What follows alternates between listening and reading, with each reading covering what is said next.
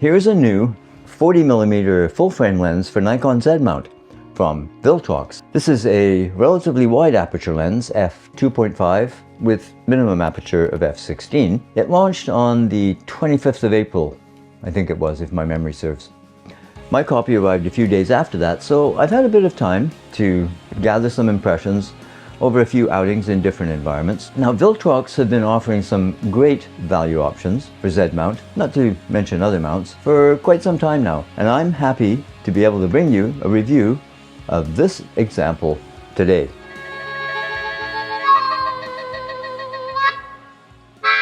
Hi, Ray here with the Viltrox autofocus 40mm f2.5 lens. Now, this is an entry-level lens, yes, but as we'll see, I think the results from this lens are very good, considering the list price of $158. Yeah, that's right, $158 US, and just over $200 for us here in Canada. It's lightweight at 180 grams.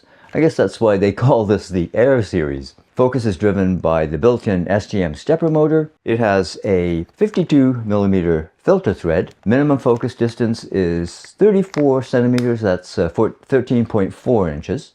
As noted in the intro, the minimum aperture is f16, which gives a decent sunburst. Optical structure of 10 elements in 6 groups, including 1 ED lens, 3 high refractive index lenses, 1 aspherical lens, high definition nano multi-layer coating. The front lens has waterproof and anti-fouling coating, so lens flare is well controlled, I think, and there's minimal ghosting. There's no controls at all on the barrel of the lens beside the focus ring, which can be used manually. We have a USB-C port here by the mount. This isn't a lens I'd subject to heavy weather, though I have used it in light rain, which doesn't seem to have caused any issues. Of course, it's natural to compare this lens to Nikon's 40mm f2, a lens that I own, so I will briefly. First, the Nikon lens is, I'd say, of similar build quality. Mine is the special edition, so it has that retro look based on the old Series E lenses, and I also own one of those, a 50mm 1.8. But you pay a bit of a premium for the SE, about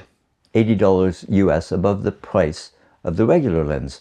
But the Nikon 40mm f2, either version, is similar as far as external build quality, barrel, etc.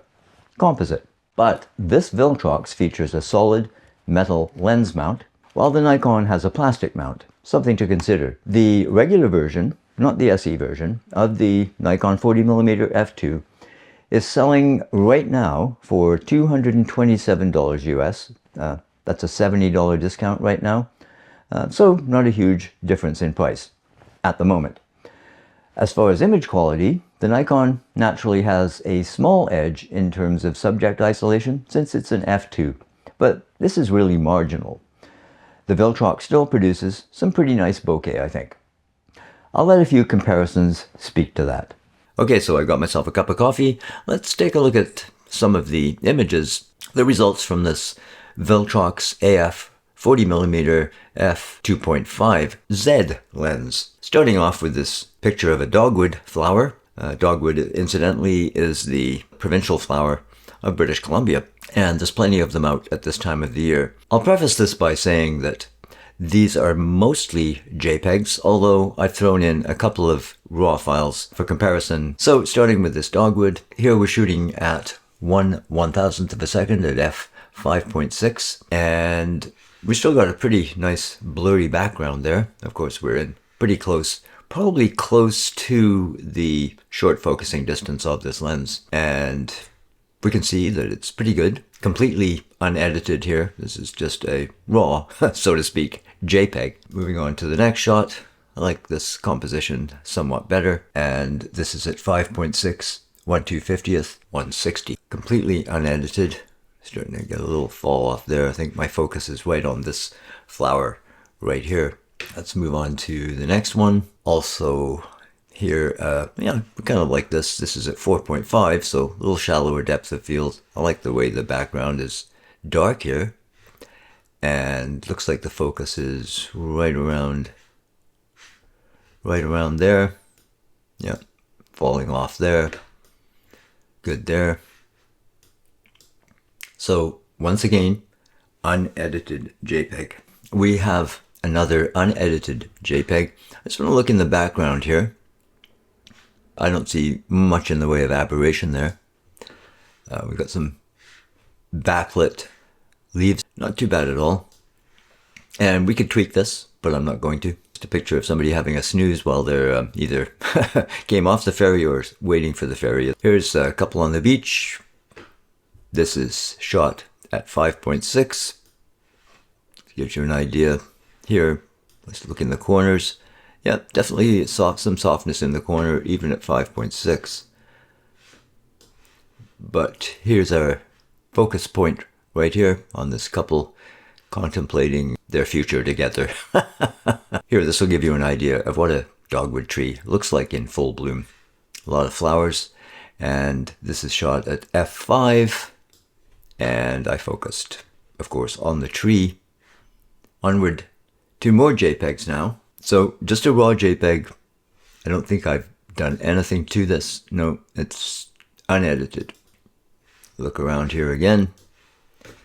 I could obviously sharpen this up a little bit. This was a relatively dull day, so take that into consideration as well. Let's look around here.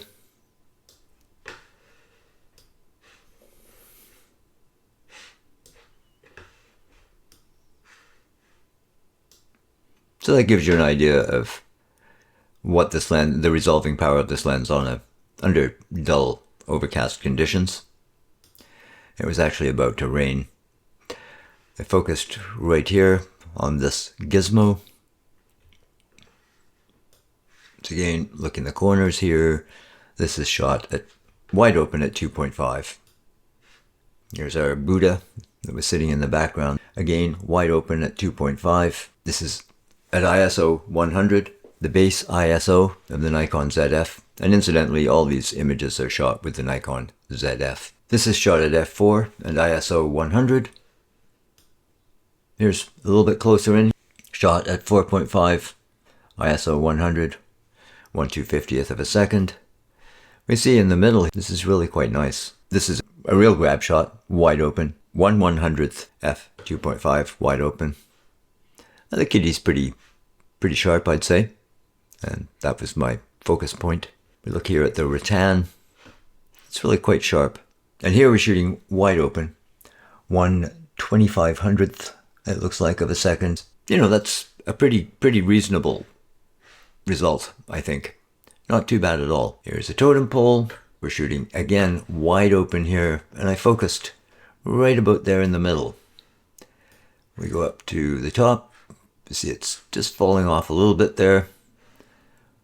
And also at the bottom. But I basically wanted to highlight this chap in the middle. So, not a bad result. Okay, just a snapshot at f3.2, 1/800th of a second at f3.2. We'll just look around here a little bit. That's our focus point. And actually, yeah, 1/800th of a second. So we caught some action there. The straps moving out as this chap trots along. And here we have a raw file. So let's see. I probably did, yes, I did some development here. I took the highlights down because, yes, it needed it. And bumped the shadows up a little bit. See there? And a little bit of presence and so on. But just a really quick edit on this. F5, 1/400th of a second. ISO 100, I'm pretty confident. So let's have a look there. You know, this is not the sharpest lens in the world, but a little bit of editing and it really does work out. Enable the profile correction, and that's just to show you the profile correction on that. And it does a pretty nice job, in particular of getting rid of the vignetting and a little bit of distortion. Here's a demonstration of the Sunstar at f16, a raw file. Let's go into the develop module. This is a flat, so let's go to, now if we want to make landscape, we can make it dramatic. Go neutral there to start off with. And so you can see the possibilities there. I'm not going to do a bunch of editing on it. But obviously at f16, we've got lots of depth of field. But importantly, there's that Sunstar. Now we have some leaves, wide open at 2.5. and my focus point was right there on this leaf here. So that gives you an idea of what we've got wide open. This is a raw file, so let's go into the develop module, and we've got camera flat, so let's take this to, we could go landscape, very dramatic. I'm more likely to go neutral, and what should we do here? Give it a bit of contrast perhaps, just a wee bit, darken down the background.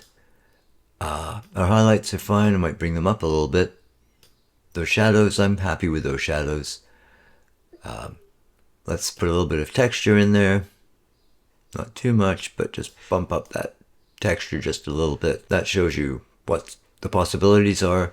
I really think the bokeh looks quite attractive. Here we have some more flowers. This is a raw file. So again, we've got camera flat. So let's go neutral again.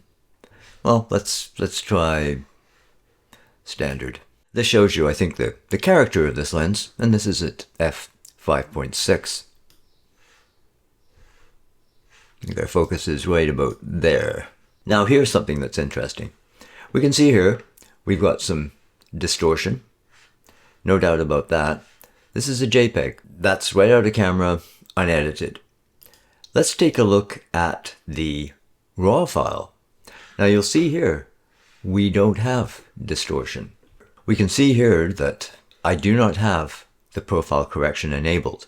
If I enable that, it actually introduces distortion.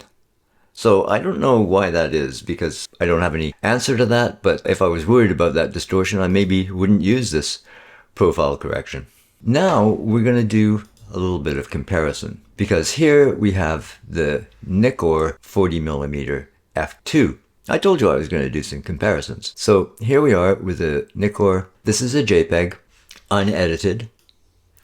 We can look here and we notice right away that we have some chromatic aberration. Certainly plenty of blue fringing there.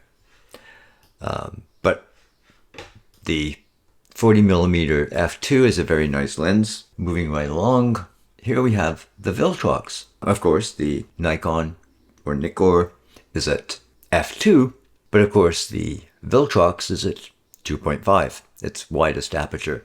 But let's compare again. Here is the NIKKOR. We can see that chromatic aberration quite plainly. Now let's go to the Viltrox. We can see NIKKOR, Viltrox.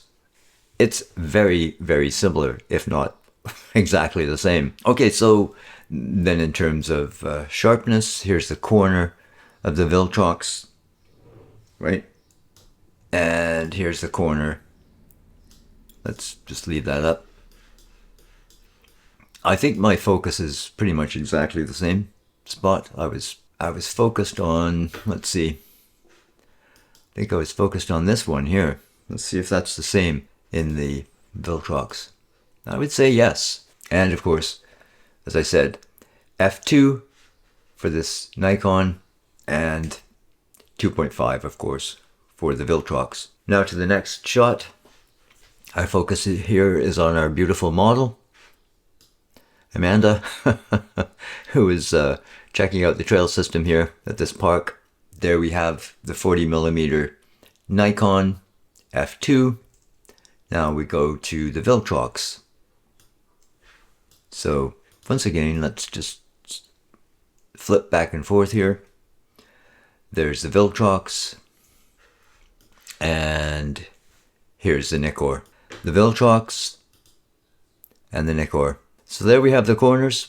Take from that what you will. Of course, there's a slight difference in depth of field because we have 2.5 compared to f2. The NIKKOR right here should have a little bit more isolation. That person's in a different spot, but let's compare the fall off there. So obviously we can see on the right here a little bit more fall off in terms of focus with the NIKKOR, but otherwise I think beautiful. Once again, let's take a look at that chromatic aberration. I really think there's next to no difference. Okay, so back to the Viltrox alone, and this is at f5, 1/60th of a second, ISO 100. Look at our Wurlitzer here. I think the details are quite nice. Now, again, this is a raw file. This shows you what a raw file looks like out of the camera. Here's another raw file. Let's do a little editing on this. So perhaps a little overexposed here, and we're at camera flat, so let's just change that to neutral, bring the exposure down a little bit, and certainly the highlights. We got a little bit of highlight, lost our highlight there, so bring those highlights down quite a bit, I think. Maybe open up the shadows and add a little bit of presence, touch of clarity, DAs, maybe just a touch. So we can see our profile there. Again, just gets rid of that vignetting a little bit. Okay, I won't do too much more to that. Just look at the sharpness here. I think I was focused on this woman here. And just moving through here, we've got another raw file. I just go quickly through these. This is a raw file. This one here is at 5.6. This chap enjoying his noodle lunch. And again, there's something I like about this lens. It has a nice look to it. It definitely benefits from more contrasty light, but what lens doesn't? So let's look at this clock face in the corner. Here we are at wide open at 2.5, 1/2500th of a second. There we have the corner. And there we have the center. Corner, center. Obviously the center is quite a bit sharper. And our final image here, this is a raw file. I've actually changed this already to camera neutral, but let's bump our exposure a little bit here. Maybe bring our highlights down just a touch. Take those shadows up, not too much. I like the contrast. Maybe bump our whites just a touch. Give it a little bit of texture. There we go. So I was focused on the near person. Mr. Doggy here was wondering what was going on. Let's look at those corners. So this is at f10. So lots of depth of field there, which is what I was going for. And it's a pretty nice looking photo. So there we have it, a selection of photos from the Viltrox 40mm f2.5. And we did a little bit of comparison with the equivalent NIKKOR 40mm f2. I've taken it out on a number of trips, and speaking of trips, I took it for a tumble down a steep trail a few days ago. I heard this waterfall and I decided to go check it out. Note to self, wear your hiking boots rather than street shoes on steep, muddy trails. Well, the lens ended up hitting the ground, attached to my Nikon ZF. They took a pretty good hit, even though I tried to keep them up off the ground, but both camera and lens seem to have survived unscathed, but for a couple of dents in the lens hood. Can't say the same for me. I ended up with my left leg twisted backwards, so I pulled a muscle, and the worst, a bit of whiplash that I'm still feeling. So I guess that says something for the build quality of this lens. The focus is smooth and quick when it comes to autofocus, and it still is even after my torture test. And all the tracking and focus modes of the ZF, Z8 and Z9, I've also tested it on, they all work as expected. As regular visitors may know, I've reviewed a number of excellent lights from Viltrox. This is, however, the first lens that I've had a chance to examine, and I'm very happy with the experience. Viltrox sent me the lens for review, and I get to hang on to it. Otherwise, strictly speaking, this isn't a sponsored video, despite the required YouTube disclosure. These are my independent, unvetted opinions. I will add purchase links in the description. So I hope you found this video useful. If you did, please do give it the old thumbs up. And if this is your first visit, please do consider subscribing and hit that notification bell so you don't miss new content. In the meantime, take care. Cheers. We'll see you later.